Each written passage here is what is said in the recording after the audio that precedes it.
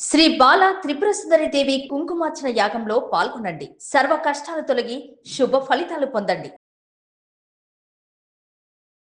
నమస్తే కామేశ్వర్ గారు. నమస్తే నవీన గారు. కామేశ్వర్ గారు, మరి సోక్రటీస్ కథ చెప్తారా మాకు ఈరోజు? సోక్రటీస్ గారు ప్రముఖ గ్రీక్ తత్వవేత్త, ఆయన ఫిలాసఫర్, మనందరికీ తెలిసిన విషయమే అది.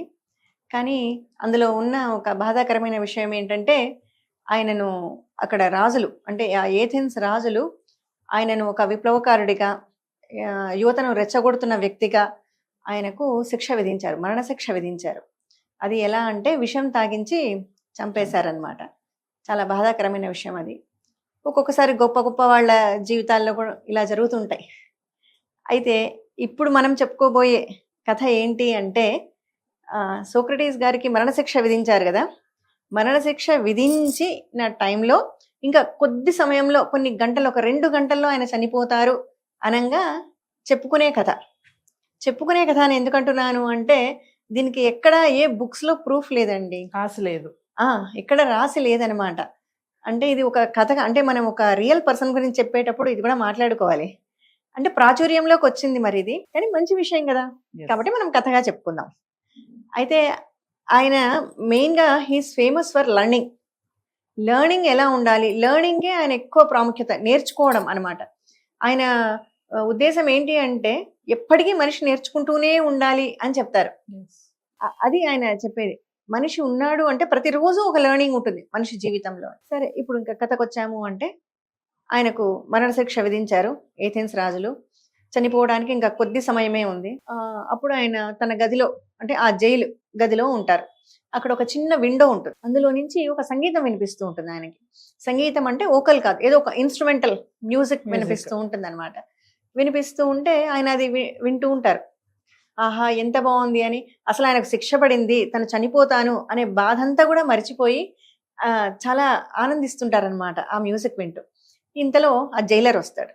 వచ్చి, సోక్రటీస్ గారు, మీకు మరణశిక్ష విధించాం కదా, ఏదైనా మీ చివరి కోరిక ఉంటే చెప్పుకోండి అంటాడు. అనగానే ఆయన వెంటనే తడుముకోకుండా, అక్కడ ఒక మ్యూజిక్ వినపడుతూ ఉంది కదా, ఒక ఆయన వాయిస్తున్నాడు, మీరు ఆయన్ని తీసుకొస్తారా ఇక్కడికి, నేను ఆయన దగ్గర ఆ వాయిద్యం నేర్చుకోవాలి అని అడుగుతారు. అనగానే సరే, వాళ్ళు ఆశ్చర్యపోతారు. 2 గంటల్లో చనిపోయేవాడికి ఇప్పుడు ఈ విద్యలు నేర్చుకొని ఈయన ఏం చేస్తాడు అని. సరే, ఆయన అడిగాడు కాబట్టి ఆయన కోరిక తీర్చాలి, వెళ్ళి తీసుకొని వస్తారు. అతను ఎవరు? ఒక భిక్షగాడు, ఒక బెగ్గర్. ఆయన అక్కడ కూర్చొని ఏదో చిన్న ఇన్స్ట్రుమెంట్, ఒక డబ్బా, దానికి ఒక దారం ఒకటి, దాన్ని వాయిస్తుంటాడు అంతే. అదేం పెద్ద కాస్ట్లీ ఇన్స్ట్రుమెంట్ కూడా కాదు. ఆయన తీసుకొని వస్తారు. తీసుకొని రాగానే సోక్రటీస్ ఆయనకు నమస్కరించి, మీరు నాకు ఈ వాయిద్యం నేర్పిస్తారా అని అడుగుతాడు.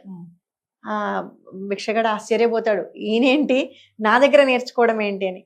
సరే, నేర్పిస్తాను అంటాడు. ఒక గంటలో అతను వాయించే పాట ఏదైతే ఉందో అది నేర్చేసుకుంటాడు ఈయన. క్విక్ లెర్నర్ అనమాట ఆయన. అది మొత్తం అదంతా నేర్చేసుకుంటారు. నేర్చేసుకొని ఆయనకు ధన్యవాదాలు చెప్పి పంపించేస్తారు. పంపించేసిన తర్వాత ఆ జైలర్ వచ్చి అడుగుతాడు, మీకు ఇంకో గంట ఉంటే మీరు చనిపోతారు, ఇప్పుడు అది నేర్చుకొని మీరు ఏం సాధిస్తారు, దానివల్ల మీకు ఏం లభిస్తుంది అని. అంటే అప్పుడు ఆయన చెప్తారు, ఏం లభిస్తుంది కాదు, ఇప్పుడు నేను చనిపోయే ముందు, ఇప్పుడు నేను అది విన్నాను, నాకు అది నేర్చుకోవాలన్న కోరిక ఉంది, అది నేను నేర్చుకోకుండా చనిపోయాను అనుకో, అయ్యో నేను ఒక విషయం తెలిసి కూడా దాన్ని నేర్చుకోకుండా పోయానే అనే ఒక వెలితి నాలో ఉండిపోతుంది, సో అది ఉండకూడదు, అందుకే నేను నేర్చుకున్నాను అంటారు. అదే ఆయన ఫిలాసఫీ అనమాట. కంటిన్యూస్ లెర్నింగ్ అనేదే ఆయన ఫిలాసఫీ. ఆయన టీచింగ్ మెథడాలజీ కూడా మనకు ప్రత్యేకంగా చెప్తారు. సోక్రటీస్ టీచింగ్ మెథడాలజీ అని చెప్తారనమాట.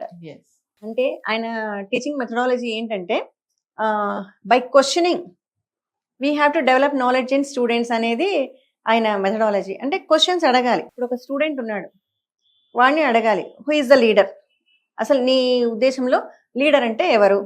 వాడు ఒక ఆన్సర్ చెప్తాడు, స్టూడెంట్ ఒక ఆన్సర్ ఇస్తాడు, ఏమని, లీడర్ అంటే అందరికీ సహాయం చేసేవాడు లీడర్ అని చెప్తాడు. మళ్ళీ క్వశ్చన్ వేయాలి, అంటే ఏ రకమైన సహాయం అని నీ ఉద్దేశం అంటే, మళ్ళీ దానికి అతను ఆన్సర్ చెప్పాలి, ఎలాంటిది అంటే. అతని ఉద్దేశం ఏంటంటే, స్టూడెంట్స్, మనం అందరినీ కూడా, స్టూడెంట్సే కాదు ఎవరైనా క్వశ్చన్ చేస్తూ ఉండాలి. వాళ్ళలో నాలెడ్జ్ ఎలా డెవలప్ అవ్వాలి అంటే, ఇప్పుడు ఒక టీచర్ వస్తారు, మనం తెలుసుకుంది వాళ్ళకి చెప్తుంటాం స్టూడెంట్స్కి, అది కాదు అంటారు ఆయన. నువ్వు ఒక ఇన్ఫర్మేషన్ తెలుసుకొని వచ్చి చెప్పడం అనేది కాదు నాలెడ్జ్, ఎవడికి వాడు డెవలప్ చేసుకోవాలి నాలెడ్జ్, తనకు తానే తెలుసుకోగలిగేటట్టు చేస్తేనే అది కరెక్ట్ Correct. టీచింగ్ అనేది ఆయన మెథడ్ అన్నమాట. సో ఎప్పుడు కూడా లెర్నర్ అన్నమాట. సోక్రటీస్ చనిపోయే వరకు కూడా ఆ, నేర్చుకుంటూనే ఉన్నారు, నేర్చుకున్నారు కూడా. నేర్చుకున్నారు. కానీ ఆయన ఎక్కడ ఏమీ రాయలేదండి, గ్రంథాలు కానీ బుక్స్ కానీ ఏమీ లేవు. ఎస్ ఆయన స్టూడెంట్సే తర్వాత ఆయన లైఫ్ లో జరిగిన కొన్ని ఇన్సిడెంట్స్ అవన్నీ కూడా అక్కడక్కడ చెప్తూ వచ్చారు వాళ్ళు. నమస్తే. నమస్తే.